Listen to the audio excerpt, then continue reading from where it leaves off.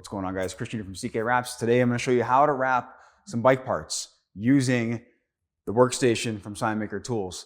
Just grab it right about there. Yep, and start pulling.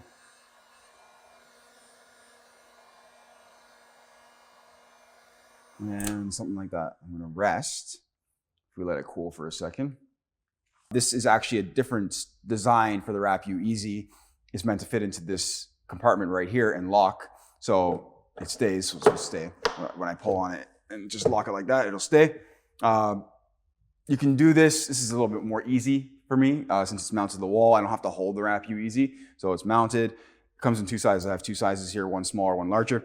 Anyways, this is going to be super easy because I can just stick the film to here, heat it, and push it through. Normally, this would have been a pain in the butt. You could wrap it on the bike, but with stuff moving around off the bike, and I have all the pieces off the bike right now, except for a couple of fairings that I have to still take off. The only thing I'm not removing is the gas tank. I'm going to try and wrap most of this stuff while I'm using this machine. So I'll do some more videos on it just to show you how quick and simple it is. Anyways, let's do this. And just get this placed down. We're going to be matching the bike, the BMW S1000RR, to the Performante. Let's just get that laid out really nice. So nice enough, it doesn't have to be perfect. Just enough so that it's sticking. We don't have to worry about hexes sticking. That's for sure. It does stick very well. Let's get in there and just heat the edges down a bit. I like to do that just to give it a bit more bonds. And I haven't heated the middle yet. Okay, so I'm gonna zoom the camera in, give you guys a much better view. I wanna keep it nice and warm, not burn it. And I'm gonna just grab it right about there. Yep, and start pulling.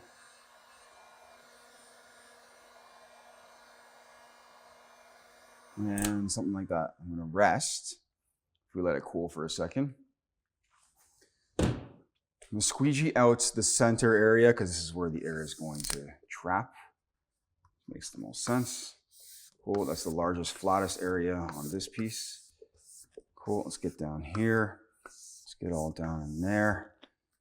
And you know, if we do get a little bit of air stuck at the edges, it's not a big deal because, look how nice this turned out. Because we can just lift a little bit if we need to. Okay, so I can let that sit there almost. I don't want it to fall, it shouldn't fall. We're gonna cut this out now. I find it's beneficial to cut this out now as opposed to try to keep forcing it through. Now we're able to manipulate this section if we need to. So we're gonna squeegee in right through here. And that's just going in really nicely. This should have lead tension mostly away from the edges. Sorry if I was off camera there. I'm going to zoom back a bit actually because I need a bit more space on the camera. There we go. So this should have led a lot of tension away from the edges. Hex is a good film. You just have to post heat, so don't forget to do that. It's a very important step. Work that down in there really nicely. I'm not even using any heat at this point. It's going down super easy. Let's get a little bit more air out of here. Some there. We always work the deepest part of the recess first. This makes the most sense. So this is a savior for me because this saved me a lot of time right now. Like a lot.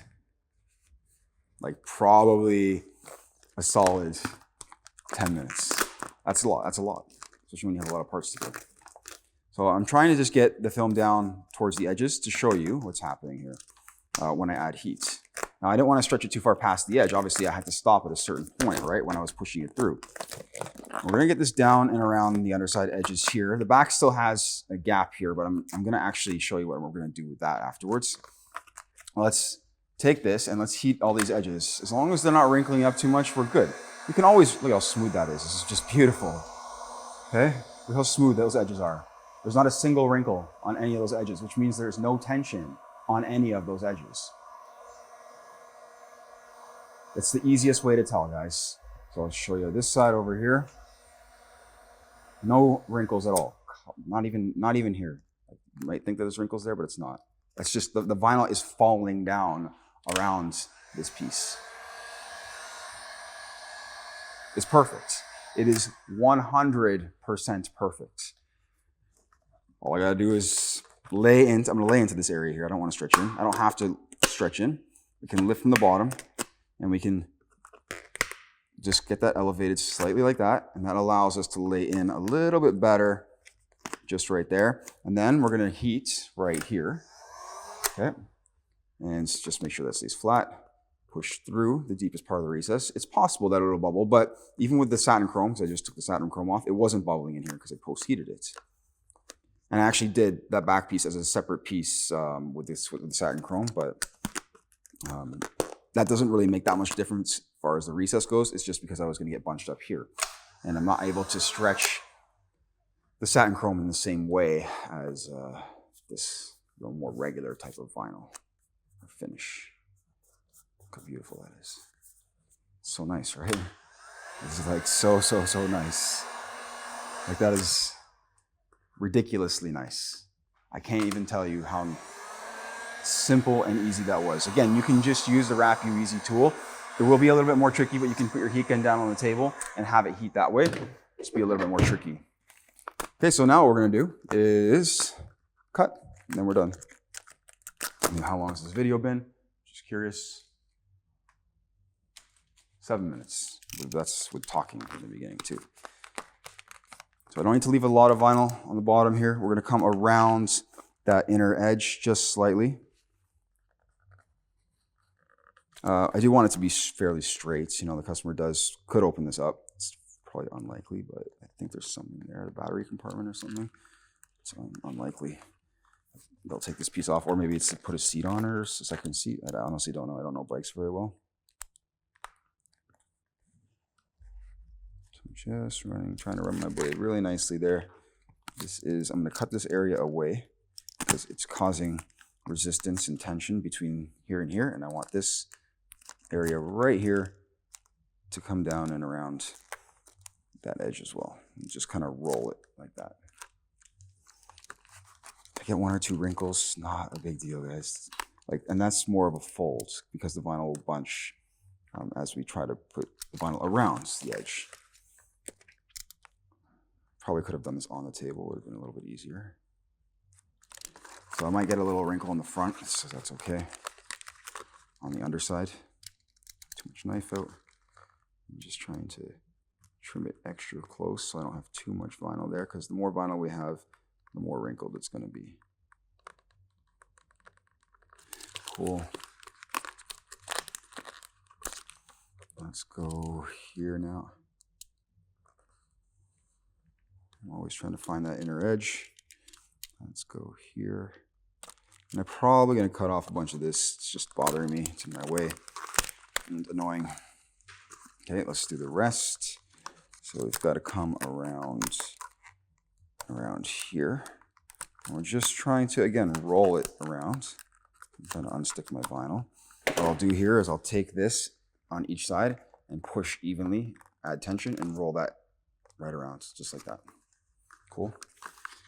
Easy stuff. It's easy stuff when you know how to do that kind of stuff. Why are we doing that? Because it just rolls itself around. I don't have to stretch it. Okay, so let's cut some more. It's a little bit funny right here. And this is really tricky to do, holding it up like this. Cool, that's good. Table would have been, as my advice is to put it on a table once you get to this point, to the cutting. Just put a cloth down. Okay, that's all good. Again, I'm going to come in fairly tight around this corner, as tight as I can.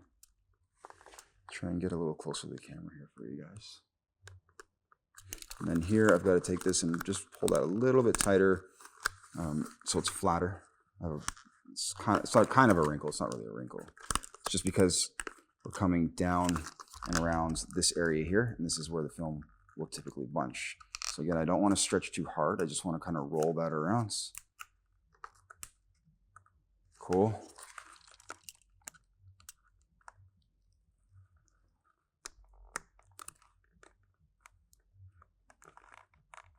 And let's come across the very front. That wasn't the nicest little cut there. That's okay. You can always clean that up a bit afterwards. And same thing right here. I'm just gonna put the knife down. Oops, not sure one down. Same thing here, guys. Take that, roll it. Trying to keep it as wrinkle-free as possible. Obviously, that's the goal. Push and massage, push and massage. And then we're good here also. Grab my knife. Let's go here. And this is just unpainted plastic on the bottom side. Just don't gouge it more than anything. There's no paint though, so you're not going to scratch the paint. Okay, this is done. We have to heat the edges and the recesses and so forth. Post heat, super important. So I'll just kind of hold it, but easier on the table again. Actually, I'm just going to angle the camera down right here. I need it right here. So I'm going to take this and heat it and massage all that down.